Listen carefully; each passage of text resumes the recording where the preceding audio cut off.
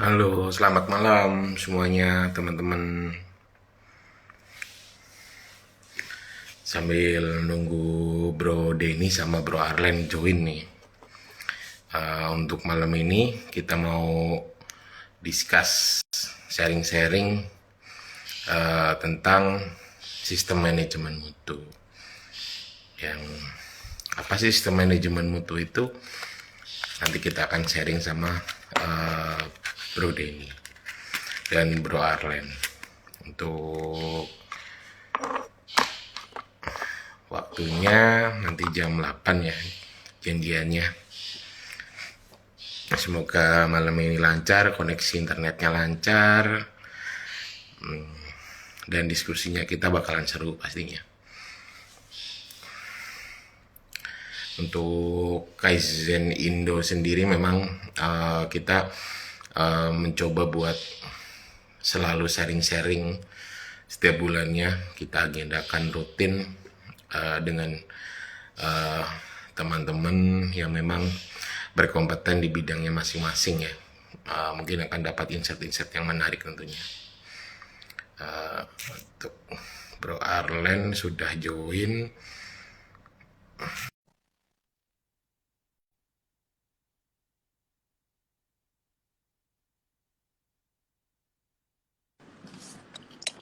Assalamualaikum warahmatullahi wabarakatuh, Assalamualaikum Bro warahmatullahi Arlen. wabarakatuh, brother. Iya, sehat Man, brother. alhamdulillah. Waduh, kita sama nih tampilannya nih. Kumis, Kenapa? jenggot, kacamata. Kalau lu kan ini setting WFH ya. Kalau gue memang personal brand gue udah jenggotan. Mana nih Bang Denny nih?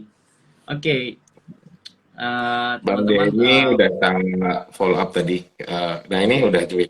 Oke.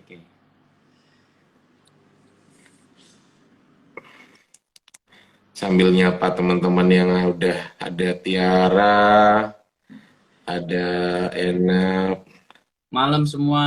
ada Abi. Iya, Selamat malam. Tiara, selamat malam. Terima kasih udah join ya.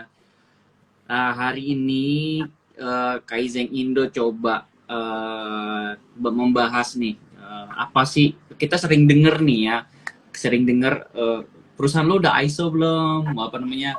Apa sih ISO itu? Gunanya buat apa? Wah, gue sendiri gue belum paham banget ya. Dulu udah lama banget mengenai ISO itu, sistem manajemen mutu itu gunanya buat apa sih?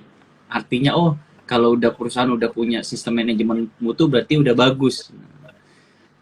Halo Hanum, waduh ini Hanum lagi happy banget tuh kayaknya tuh materinya dipakai di ATPM ya, kelas ATPM. Wow, selamat ya.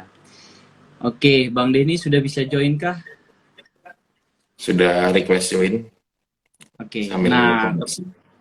teman-teman, Kaizen Indo ya, hari ini kita kedatangan tamu yang memang sudah pakar. Nah, saya sering manggil Bang Denny ya. Bang Denny ini senior saya dulu di satu company ya.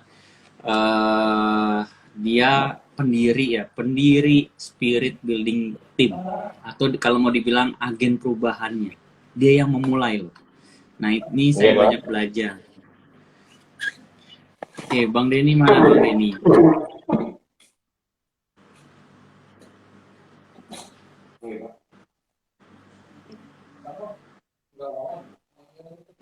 Malam semua, malam Tiara, Mbak Juliana, selamat join.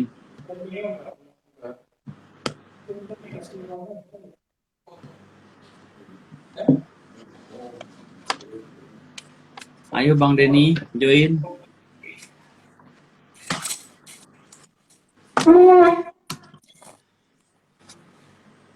Jadi gue di Solo, kan gue sekarang di Solo nih.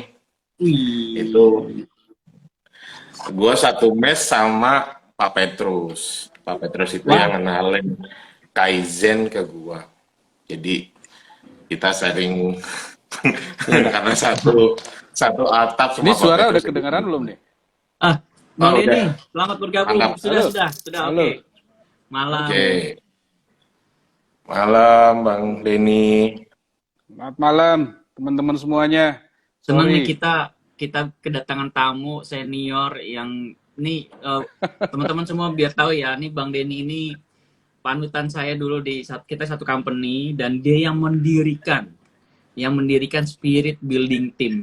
Pelopor lah istilahnya agen perubahan. Dia membentuk semua orang itu harus mempunyai jiwa perubahan ya. Nah, ini saya ngundang ini di Kaizen Indo sama Reja.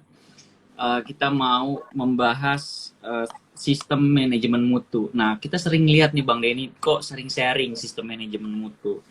Kita nih, teman-teman Kaizen Indo nih yang follower kita pengen tahu apa sih Bang sistem manajemen mutu itu, manfaatnya apa kalau perusahaan itu sudah menerapkan dan tidak menerapkan, apa sih perbedaannya.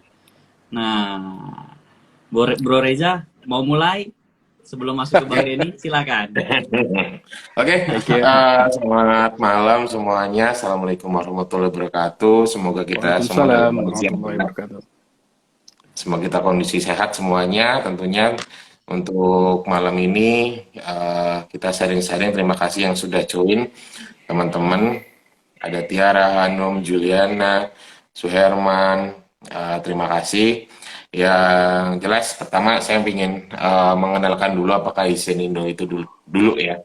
Kaizen Indo itu prinsipnya kita punya spirit untuk bareng-bareng kita scale up dan mempunyai minat untuk selalu berinovasi, baik itu untuk diri sendiri, untuk karir, ataupun untuk perusahaan di tempat kita di mana bekerja. Kita sharing-sharing ringan seperti ini memang kita agendakan secara rutin yang harapannya bisa ngasih insight walaupun mungkin kecil, harapannya itu bisa bermanfaat karena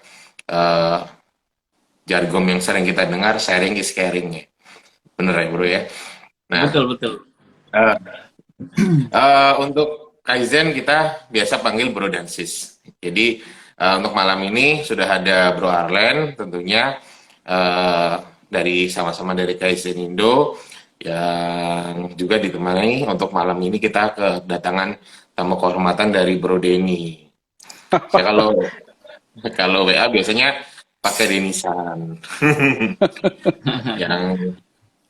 Nah, yang pertama mungkin dari Bro Aren silakan untuk open space dulu dan seperti apa tema yang akan kita angkat malam hari ini, yaitu mengenal sistem manajemen mutu. Nanti dilanjutkan langsung oleh Bro Denny. Silakan. Saya nggak pantas manggil Bro sebetulnya. Memang kita jargon kita Bro dan Sis ya. Tapi ini adalah senior saya pengecualian Bang Denny. Wah, Bang yang tadi saya sebut di awal gitu loh. Kita nggak tahu nih Bang, pengen belajar lebih jauh, pengen mengenal lebih jauh. Apa itu sistem manajemen mutu dan gunanya apa sih bagi company gitu ya, yang melaksanakan sistem manajemen mutu dan gunanya bagi pribadi yang mengetahui gitu loh ya. Apa nih Bang yang kita bisa obrolin malam ini dan kita bisa dapat insight-nya, ilmu dari Abang Denny. Silakan Bang. Perkenalan diri dulu dong Bang. Nah, Oke. siap. Ini udah kedengaran suara saya? Sudah. Mas Arlen, Mas Reza ya. Terima kasih. Assalamualaikum warahmatullahi wabarakatuh. Teman-teman semuanya, selamat malam. Nama saya Denny Supriyadi. Saya cerita background dulu mengenai saya bahwa sebelumnya, sebelum perusahaan yang sekarang ini, saya 23 tahun berkecimpung di dunia manufaktur, khususnya di quality management dan juga vehicle tester expert di Mitsubishi Motors dan Mitsubishi Fuso. Dulu sempat satu kantor ya, Mas Arlen. Iya. Nah, sekarang saya di perusahaan IT, Information Technologies, yang bergerak di GIS dan GPS tracking. Juga bergerak di bidang quality responsibility untuk quality management system yang ada di perusahaan. Sorry jatuh. Nah, terima kasih Mas Reja, Mas Arlen nih untuk kesempatan yang diberikan. Saya hanya sharing saja bahwa sebenarnya quality management system atau sistem manajemen mutu yang diterapkan terhadap semua industri yang ada di seluruh dunia sebenarnya mengacu kepada 3 core inti atau 3 dasar ya. Pertama adalah untuk preventif, yang kedua adalah untuk korektif, dan yang ketiga adalah untuk continuous improvement. Nah, Kaizen dalam hal ini juga merupakan bagian daripada quality management system sebenarnya. Nah, sebelum masuk ke dalam quality management system untuk industri, karena saya berbicara dengan industri, sebenarnya di dalam kehidupan kita sehari-hari ini, ya, itu tidak lepas dari yang namanya quality management. Quality management cuman mungkin nggak pakai sistem aja, quality management dalam kehidupan personal sekalipun. Karena basic dari suatu kualitas atau basic dari landasan dasar dari kualitas adalah agreement. Agreement apa? Agreement antara spesifikasi yang ditentukan dengan aktual yang didapatkan. Hanya itu. Sebenarnya basic daripada suatu quality adalah itu. Misal ya, di dalam kehidupan personal kita sehari-hari, misalnya Mas Arlen atau Mas Reja, itu mempunyai suatu spek sendiri terhadap makanan yang diminati. Makanan yang diminati itu dia mempunyai spek nih, Mas Arlen misalnya dia maunya healthy food, misalnya sayuran, daging tanpa lemak, begitu ya. Mungkin saya berbeda, itu spek dari Mas Arlen. Dan pada saat dia mendapatkan makanan tersebut, maka itu udah accepted, udah sesuai dengan spesifikasi yang ditentukan oleh Mas Arlen. Dan itu akan di-accept, akan diterima oleh Mas Arlen. Kalau misalnya Mas Reja, misalnya spek untuk makanannya adalah kalau nggak pedes, itu saya nggak makan. Kalau nggak ada cabai, saya nggak makan tuh. Itu spek yang ditentukan oleh Mas Reja. Ya. Nah, pada saat itu tidak ada pedas, tidak ada cabai katakanlah, itu dia nggak terima. Paling dia akan berkata, Mas cabainya mana? Mas kok nggak pedas? Nah itu adalah satu bentuk penolakan daripada sense of quality yang ada pada diri masing-masing. Jadi agreement inilah yang menentukan bahwa tingkat kualitas atau quality system yang ada di dalam perusahaan ataupun industri sekalipun. Karena itulah filosofi bahwa yang namanya kualitas atau sistem manajemen mutu itu bukan untuk membentuk suatu produk yang sempurna. Bukan untuk mendapatkan suatu produk yang sempurna. Kalau kita mendapatkan spek A, maka kita akan mengokekan satu part itu dengan spek A. Tidak dia mengokekan dengan spek B, walaupun dia mempunyai spek yang lebih tinggi. Seperti itu. Nah, samalah di dalam kehidupan kita sehari-hari, Mas Arlen sukanya adalah nge-gym, badannya sehat gitu, badannya ototnya kuat gitu ya Mas ya. Nah, iya, seperti itu. Jadi pada saat dia mendapatkan spek terhadap body saving yang seperti itu, maka akan ada timbul kepuasan. Nah, kepuasan pada diri siapa? Pada diri Mas Arlen. Nah, begitupun di dalam membuat suatu produk, di dalam suatu industri dimanapun itu berada, maka spesifikasi-spesifikasi yang ditentukan itulah yang diikuti di dalam suatu sistem manajemen mutu. Nah, teman-teman semuanya, Mas Arlen dan teman-teman semua yang ada di Instagram ini, ya, filosofi dasar. Sekarang kita masuk ke dunia industri ya.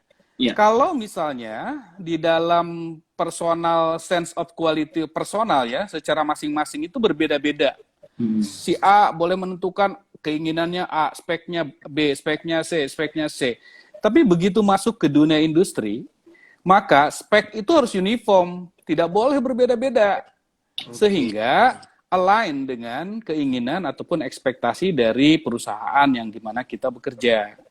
Jadi perbedaan antara spesifikasi atau sense of quality yang ada pada diri masing-masing secara individu, pada saat masuk ke dalam satu industri, maka harus sama, harus align, harus uniform terhadap spesifikasi yang ditentukan oleh perusahaan atau suatu industri tertentu. Nah, karena itulah dibuat suatu sistem. Sistem ini di mana bekerja, bagaimana seharusnya pelaku-pelaku operasional di dalam suatu industri itu bekerja. Karena itulah begini, Mas Arlen, jadi kalau kita kenal filosofi dasar dari satu industri yang membuat satu barang, kebetulan dulu kita sama-sama membuat kendaraan ya, atau industri otomotif. Di mana industri otomotif ini mempunyai suatu tingkat safety yang tinggi. Dan itu harus memenuhi satu tingkat kualitas yang tinggi, ya. Nah, filosofi dasar dari suatu industri atau di dalam quality management system itu adalah good product is not come from quality gate, but good product is come from good process. Ya, jadi satu produk yang baik itu bukan ditentukan oleh banyaknya quality gate, bukan ditentukan oleh banyaknya pemeriksaan. Setiap bikin periksa, setiap bikin periksa. Bukan karena itu, tetapi suatu produk yang baik itu datang dari suatu proses yang baik. Karena itulah, di dalam suatu sistem manajemen mutu yang diberlakukan di dalam industri manufaktur ataupun industri apapun yang berkembang saat ini, itu mempunyai 3 pilar quality. Kalau saya menyebutnya, karena dulu saya belajar di Daimler Quality Concept ya di India ataupun di Portugal dan di Jepang. Jadi ada yang namanya 3 pilar quality management. Jadi 3 pilar quality management itu apa sih sebenarnya?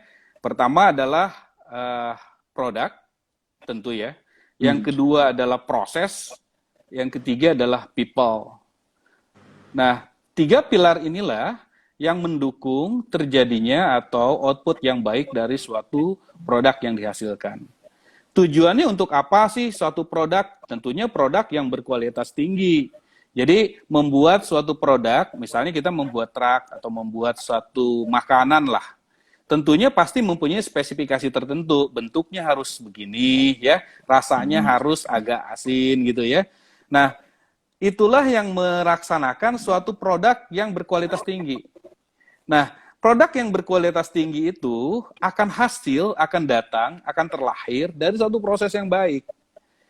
Misal ya, pada saat pembuatan satu produk, misalnya kue nastar lah industri kecilnya, sebelum kita ke industri mobil ya, kue nastar nih mau lebaran nih ya. Mau bulan puasa juga belum, tapi kira-kira industri itu akan berkembang. Maka proses yang dijalankan oleh yang membuat baker atau yang membuatnya, dia akan menentukan suhunya berapa lama nih. Suhunya berapa derajat Celcius.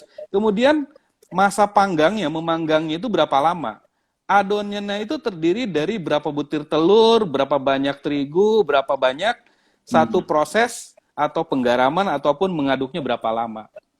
Tentunya pada saat seorang baker membuat kue nastar ini, pada saat dia mengaduk tentunya akan dihitung jumlahnya ya. Kemudian dulu proses mencoba. Oh, ini udah cocok. Nah, pada saat itu sudah cocok, maka sebenarnya akan dilanjutkan ke proses selanjutnya. Kenapa sih dia selalu mencolek bahan makanan dicoba gitu ya? Padahal itu sesuatu yang sebenarnya tidak akan pernah berasa pada saat produk jadi. Tapi itu yang namanya adalah BIQ. Tahu BIQ, Mas? Apa tuh? BIQ. BIQ itu adalah built-in quality.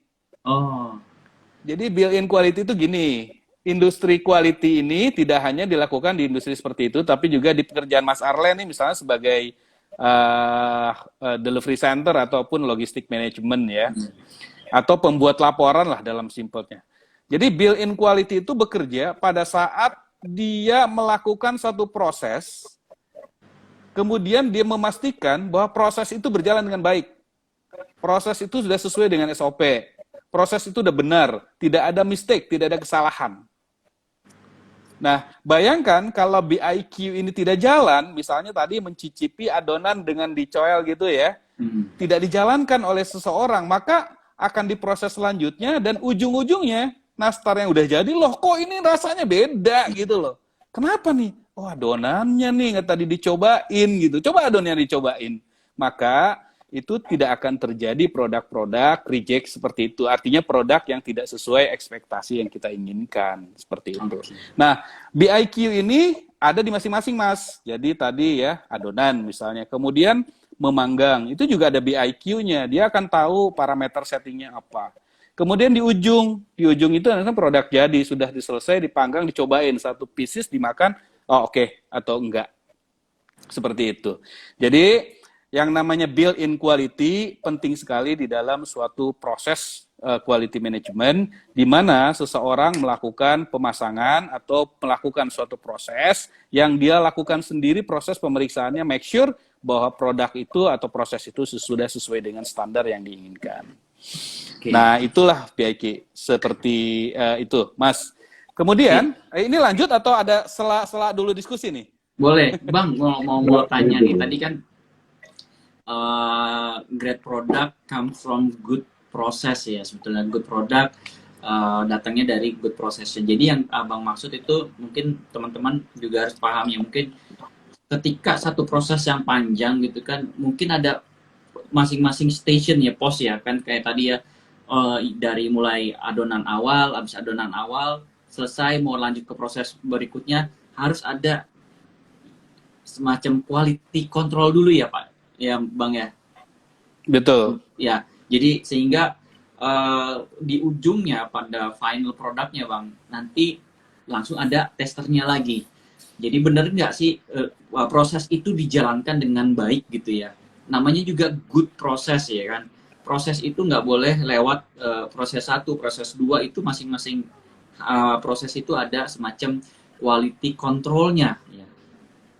Kalau saya pahami gitu ya. Betul. Oke. Jadi Nah, proses quality control itu, Mas, melekat dari setiap proses, gitu ya. oke. Apakah itu harus dilakukan oleh seorang quality control? Tentu tidak. Jadi bukan berarti satu proses itu dicek orang quality itu enggak begitu. Enggak. Jadi itu yang namanya built-in quality, BIQ itu tadi, built-in quality itu adalah di mana satu orang yang melakukan satu proses itu memastikan pekerjaan dia itu tanpa dikoreksi Confirm, pun udah benar. betul. Gitu. Confirm. Wah, Confirm, mantap, seperti banyak itu. ilmu. Jadi begini, bayangkan nih, Mas Reja itu kan menjual Mitsubishi ya, Expander ya, ataupun misalnya truk ya, Fuso dan sebagainya. Kalau satu operator yang memasang baut di dalam dashboard, dia tidak mempunyai sense of quality yang baik, maka dia akan memasang baut yang sembarangan, tidak kencang, yang akibatnya kepada kegagalan produk. Siapa yang tahu di dalam dashboard yang sedemikian rumit, itu dipasang baut yang salah? Kan nggak ada yang tahu kan? Yeah. Apakah itu quality controlnya ada? Nggak ada di situ. Jadi orang quality controlnya itu hanya memeriksa pada saat proses trimming. Seperti itu.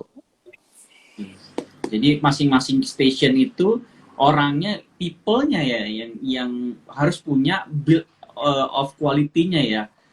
Jadi di masing-masing proses dia punya nggak sih sense of belonging-nya terhadap yang dia create ini sebelum ke proses selanjutnya, agar tidak menjadi isu ya di depan ya, gitu ya Bang ya. Betul, Oke, betul. Bang. Kayak gini, itu namanya sense of quality, bro, Mas Arlen. Jadi misalnya Mas Arlen nih makan suatu snack, makanan ringan misalnya, atau Coca-Cola lah ya. Nah, pada saat Mas Arlen selesai meminumnya, kemudian kalau Anda mempunyai suatu sense of quality, maka tidak mungkin Mas Arlen itu membuang begitu saja kaleng itu. Mas Arlen akan mencari tempat sampah di mana tempat itu berada. Maka dia akan Mas Arlen akan memasukkan kepada tong sampah yang ada. Itu di Indonesia ya, yang sifatnya belum dipisahkan tuh. Kalau misalnya di Jepang contohnya ya, atau di Jepang lah ya, yang sudah pernah saya tinggali di sana, itu membuang can aja, membuang botol kaleng, setiap orang itu harus mempunyai sense of quality. Dia membuang sampah, iya tong sampah, tapi tong sampah yang mana? Tong sampah yang khusus can, khusus kaleng. Jadi dia akan memasukkan ke situ. Nah, itu sense of quality dari setiap orang di dalam bermasyarakat, hidup, ataupun bahkan di dalam bekerja. Gitu, Mas. Ya, mantap. Waduh, banyak banget nih kita ilmunya malam ini nih. Bang, boleh lanjut nggak Bang? Boleh, silakan. Pertanyaannya nih. Tadi kan itu dalam skup kecil ya. Nah, kita sekarang ini mengenal ya, kita banyak-banyak company ini menggunakan ISO gitu loh ya. Ada sertifikasi ISO-nya. Nah, ISO ini sebetulnya apa sih Bang? Apakah bagian dari sistem manajemen mutu, dan kalau company sudah, yang penting kita sudah menerapkan, nggak perlu lagi sertifikasi ISO. Nah, itu gimana tuh ceritanya tuh Bang? Oke, baik, menarik nih. Terima kasih Mas Arlen. Ya, begini. Kalau Mas Arlen kuliah ya, kuliah Hmm. belajar kan, betul ya? Hmm. Iya. Terus apakah pada saat belajar itu kemudian setelah selesai belajar tidak mendapatkan sertifikat, misalnya tidak mendapatkan apa ya namanya ya sertifikat ya bukti apa namanya ijazah Pengakuan ya, misalnya ya pengakuan ya, ijazah. pengakuan. Nah itulah seperti itu. Jadi sertifikasi ISO itu berfungsi seperti itu.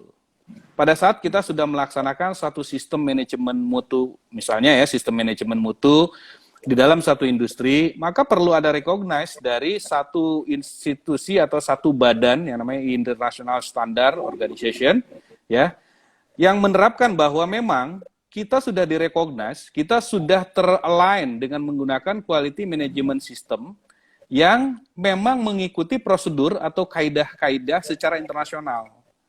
Jadi diakui oleh dunia internasional bahwa sistem manajemen mutu di dalam suatu industri itu sudah dijalankan berdasarkan ISO. Nah, ISO ini kan banyak ya. Jadi sistem manajemen mutu itu kebetulan dia ada misalnya ISO 9001-2015. Itu sistem manajemen mutu yang basic ya dalam satu industri. Termasuk di KTB ataupun MMKSI itu menerapkan ISO 9001-2015 mungkin sekarang. Nah, beberapa industri yang spesifik, misalnya di pabrik perakitan kendaraan kayak Mitsubishi Fuso, PT KRM, Kramayuda Ratu Motor, atau Mitsubishi Fuso ya, yang manufak assembly-nya MKM, ataupun misalnya di MMKSI itu menerapkannya ISO IATF 16949, jadi lebih advance lagi berkaitan dengan industri kendaraan bermotor. Nah, ISO itu juga merupakan bagian daripada quality management system karena memang dibentuk seperti itu. Jadi terstandarisasi bukan secara lokal, tetapi secara internasional. Nah, karena itulah kalau satu perusahaan seperti MMKSI misalnya, dia tidak mempunyai IATF 16949, dia tidak mungkin produknya diterima di global market. Karena kalau misalnya mau bermain di global market, itu harus mempunyai standarisasi atau sertifikasi ISO IATF 16949. Seperti itu, Mas. Oke. Ini menarik, Leng. Ini dengan kejadian-kejadian yang sekarang ini ya. Kita kan masa pandemik gitu ya. Banyak usaha-usaha kecil, menengah gitu ya. Bahkan usaha besar pun pengen mendunia ya gitu ya, pengen mendunia. Berarti ini salah satu manfaat dari berlangsungnya sertifikasi sistem manajemen mutu untuk bisa mendunia ya, untuk bisa dikenali bahwa produk dia sudah bersertifikat internasional gitu ya. Betul, jadi secara proses ya, karena dia fokus kepada proses, secara proses bahwa sistem yang dijalankan itu sudah mengikuti kaidah atau prosedur-prosedur secara internasional begitu, Mas. Jadi nggak Karena gampang itu ya kalau mau produknya itu mau go internasional itu nggak gampang ya Bang ya. Iya, biasanya gini. Jadi contoh ya, dulu saya sebagai supplier management juga. Nah, pada saat supplier selection atau memilih supplier ya, baik dari lokal maupun overseas, itu selalu dicantumkan, misalnya ada 3 supplier kandidat yang mengajukan untuk menjadi suppliernya KTB atau MMKSI misalnya ya. Nah, itu dia ada yang mencantumkan ISO 9001-2015, yang duanya tidak mencantumkan. Maka kita akan lebih prefer kepada yang mencantumkan atau yang mempunyai sertifikasi ISO 9001-2015. Kenapa? Sudah pasti kalau dia sudah mempunyai sertifikasi atau memberlakukan ISO atau standar mutu yang dijalankan itu, secara proses dia akan mengikuti kaidah-kaidah yang sudah ditetapkan. Akan lebih mudah kita mengontrolnya. Seperti itu. Nah, Oke, baik. Bang, Ada yang tanya nih, Bro Alen. Pengen kasih kesempatan dulu buat Bro Alen sama Bro boleh, ini boleh ada tuh, yang ada itu tuh, boleh. Ayo, silakan ya. Dari Rafkia Azari ya. Ada pertanyaan ini terkait dengan pandemi. Apakah dengan kondisi sekarang, dengan adanya pandemi, ada perubahan di proses manajemen mutu atau enggak?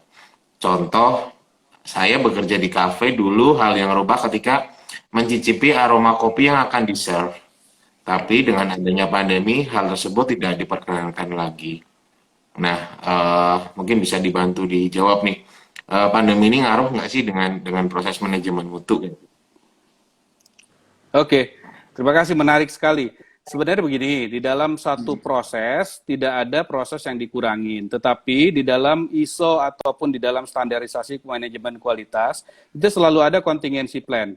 Bila ada satu kondisi yang memang dalam kondisi tertentu atau darurat tidak boleh dilakukan, maka dia harus mempunyai suatu alternatif solusi, tetapi tetap dijaga secara kualitas produk yang akan disajikan tersebut.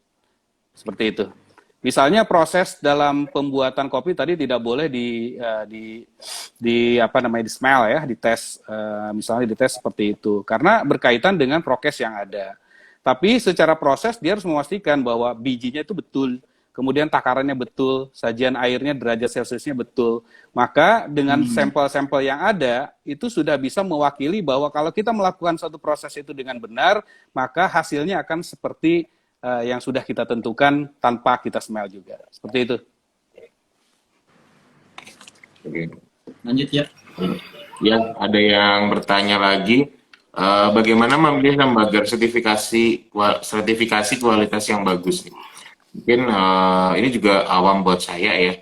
Banyak ada, saya sempat subscribe salah satu website dan website tersebut sering ngirimin pelatihan-pelatihan ISO kayak gitu. Nah, sebenarnya untuk startup company itu eh, badan sertifikasi mana sih yang terpercaya mungkin gitu ya pertanyaannya, Bang.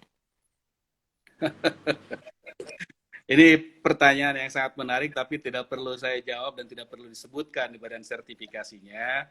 Yang jelas begini, pada saat satu badan, ini suara saya jelas nggak, Bu Arlen? Jelas, jelas.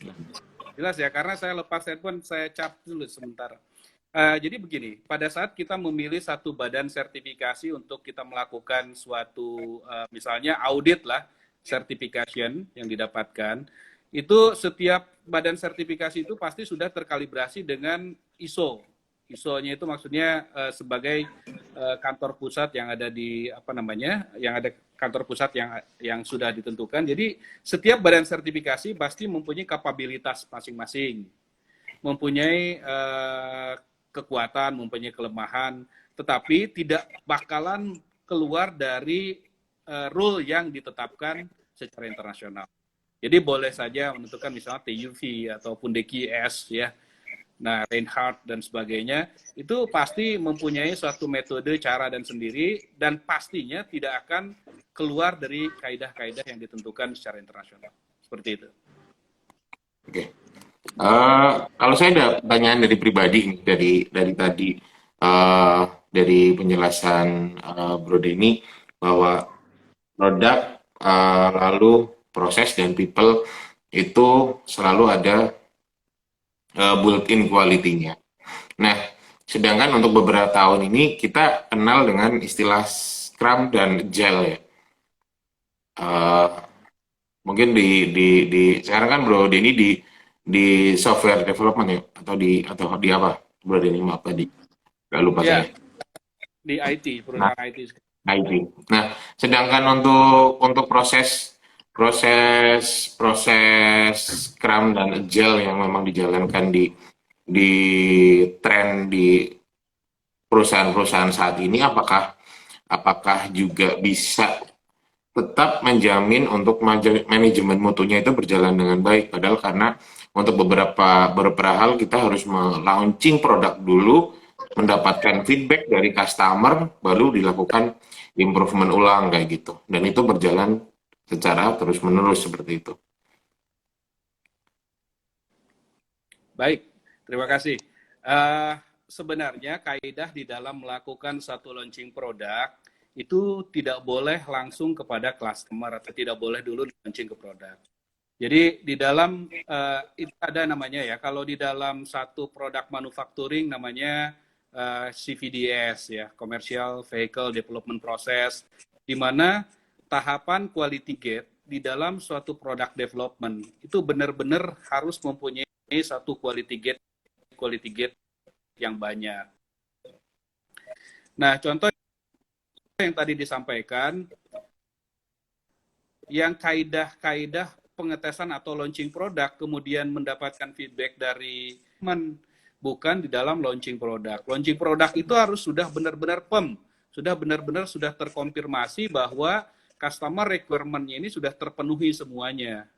Nah, bolehkah kita mempunyai suatu analisa kualitas terhadap market yang sesungguhnya? Boleh saja, tetapi sifatnya adalah kita melakukan suatu percobaan market, bukan launching produk.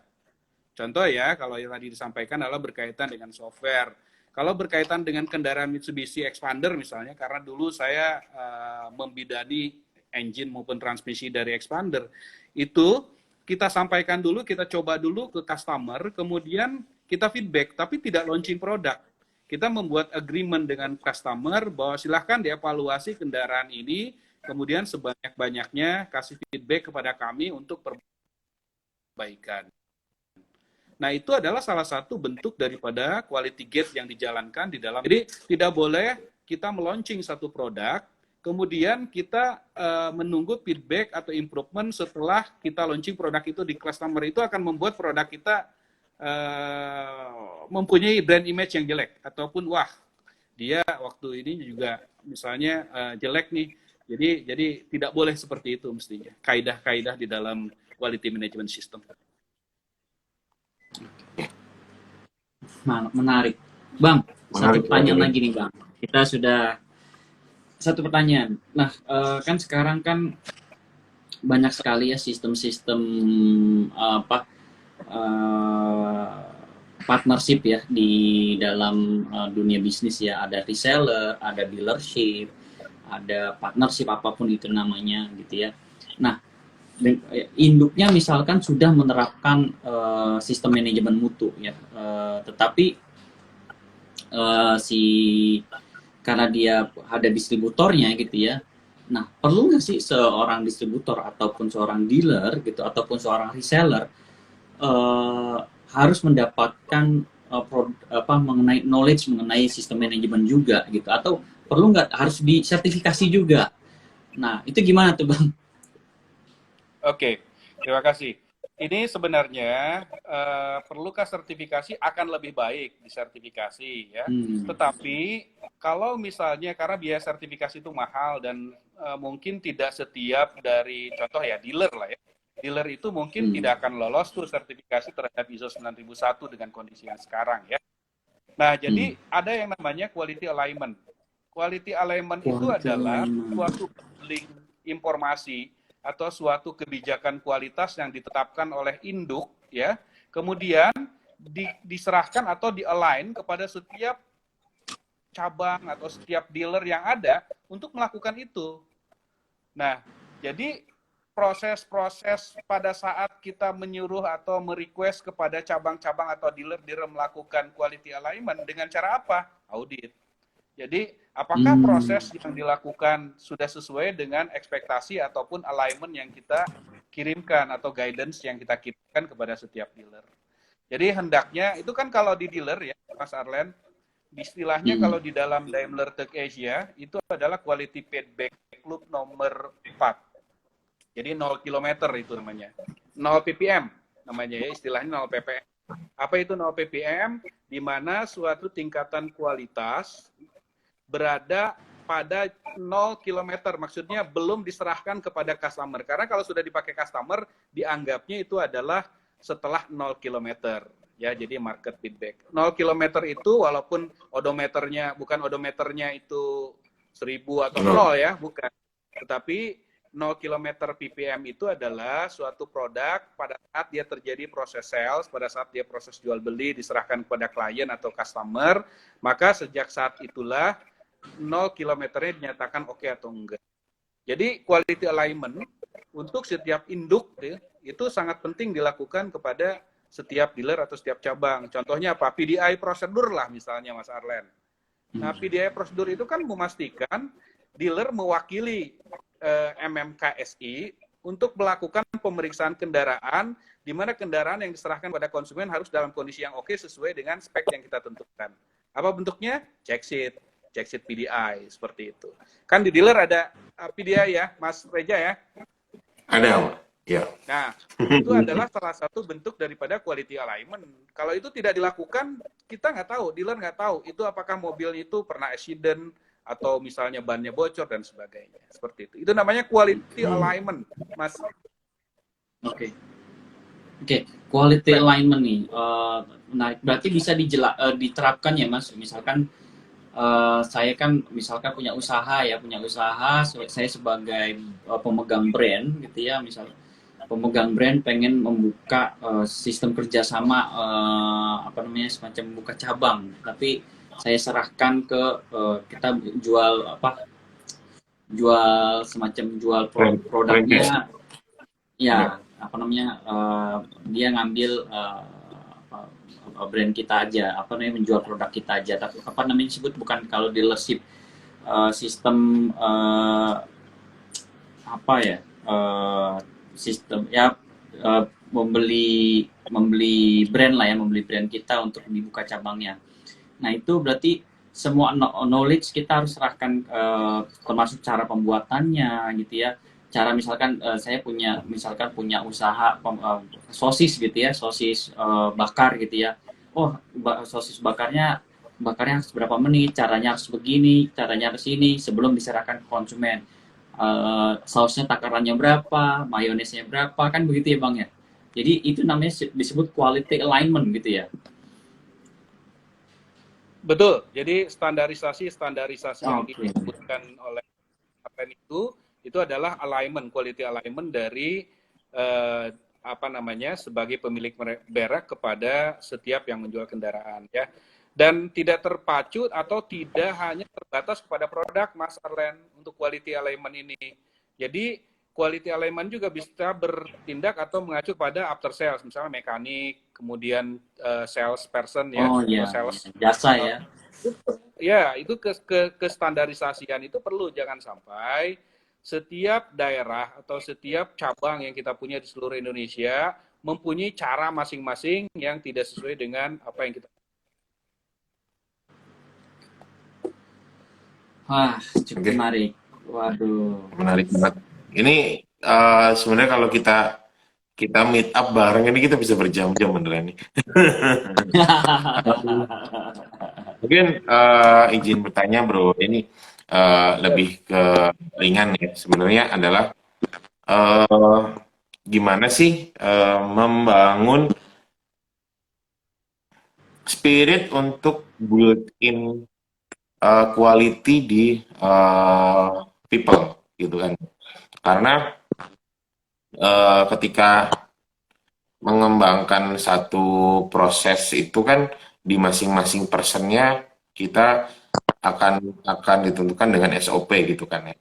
Dengan SOP yang di awal tentunya akan melalui proses training dan sebagainya ya untuk menerapkan SOP itu. Tapi mungkin selama ini yang dijalankan oleh Bro Denny, bagaimana sih untuk nge-build spirit build in quality itu di masing-masing step di people itu dari 3 prinsip tadi.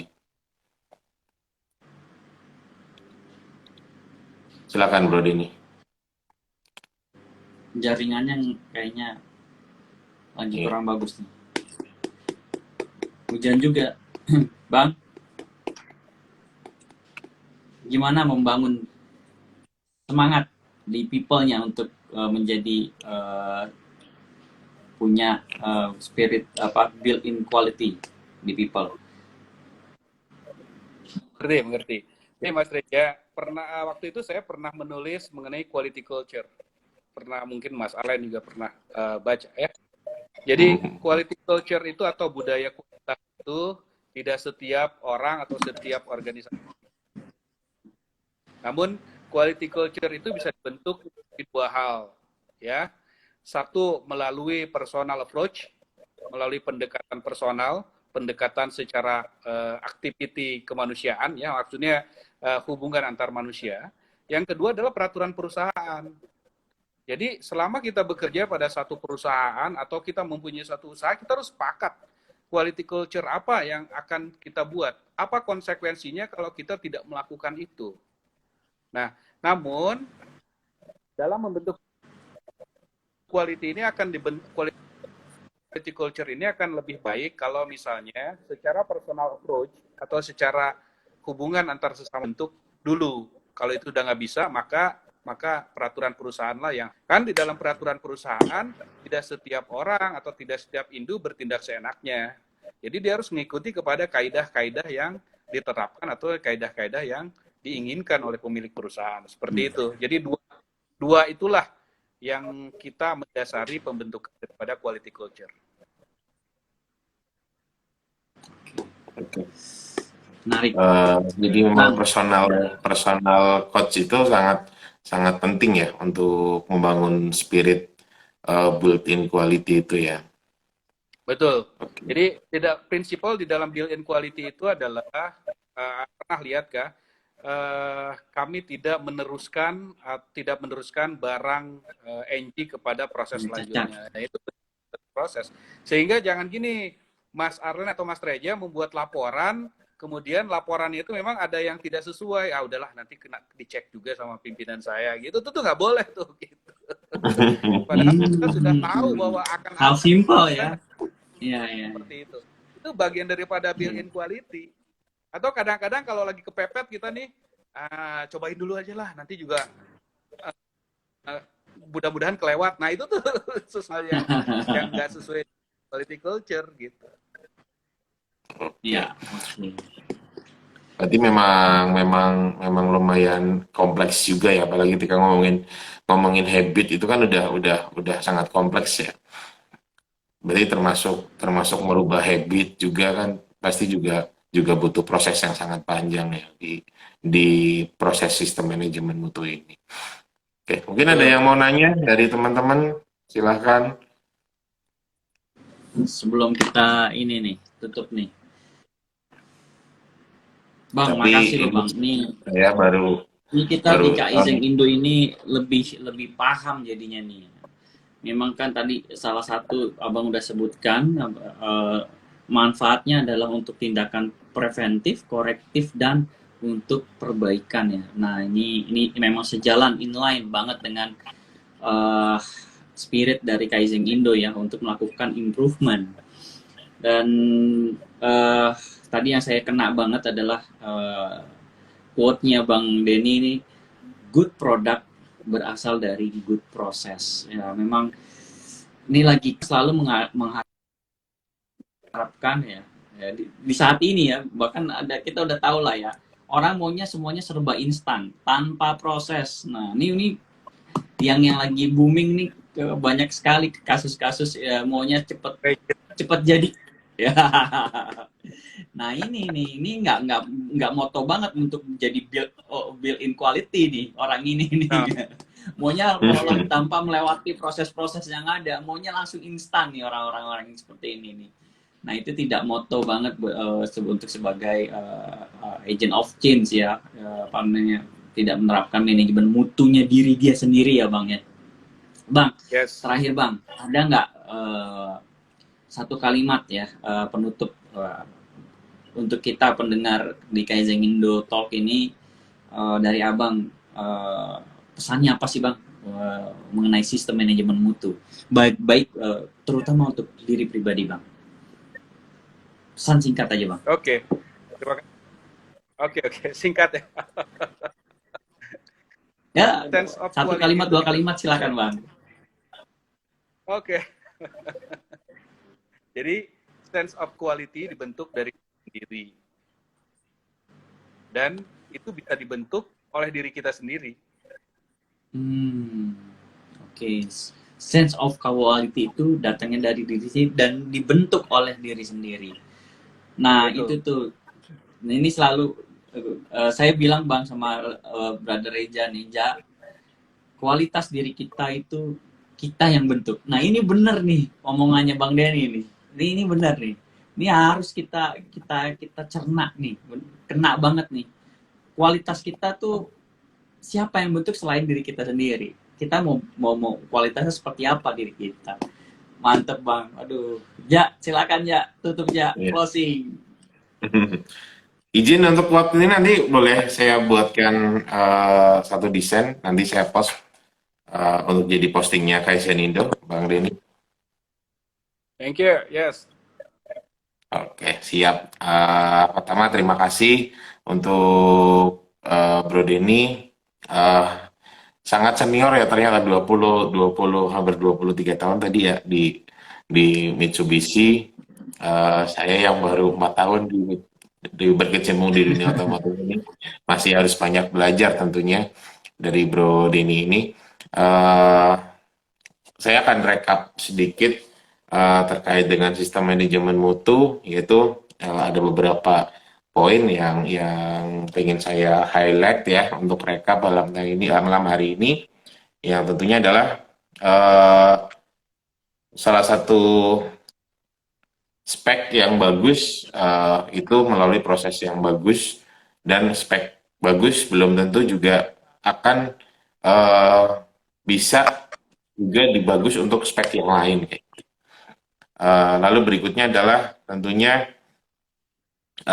good product bersumber dari good process juga. Lalu ada 3 poin tadi yang kedepankan adalah produk, lalu proses dan people. Di setiap proses manajemen mutu ini harapannya adalah ada namanya BIQ atau built-in quality, yang memang masing-masing step-step di proses itu memiliki sense untuk mencapai built-in quality. Nah, dari saya nanti akan saya buatkan satu quotes dari Bro Denny bahwa sense of quality itu dibentuk oleh diri kita sendiri. Itu sangat sangat mengena. Mungkin dari Bro Arlen ada penutup? Cukup. Terima kasih Bang Denny sudah mampir di Kaizen Indo. Mungkin ke depan kita ada rencana untuk menggelar training ya sistem manajemen mutu. Mungkin bisa Bang Denny memberikan ngasih training ya buat teman-teman kita ya di luar. Banyak sekali yang membutuhkan ilmu mengenai sistem manajemen mutu ini. Kita tunggu saja Bang Denny ya. Siap. Terima kasih Bang Denny. Izin Oke, pamit terima semuanya. kasih Bang Denny, Bro Arlen, semuanya terima kasih. Selamat malam, salam sehat, assalamualaikum warahmatullahi wabarakatuh. Assalamualaikum warahmatullahi wabarakatuh. Thank you.